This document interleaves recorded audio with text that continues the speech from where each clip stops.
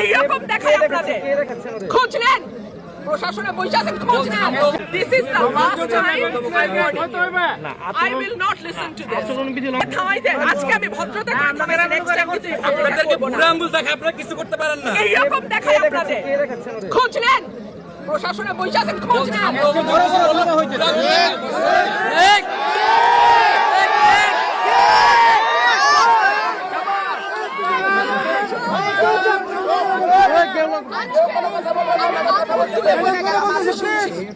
ভবিষ্যতে শুনবো না আর আমার এখান থেকে বাইরে হতে পারবেন না আমি যদি না বলি এখান থেকে বাইরে হতে পারবেন না স্যার মাথায় রাখেন শেখ হাসিনার সময় আপনারা যাদের কথা এখন চলতেছেন তারা কানে ধইরা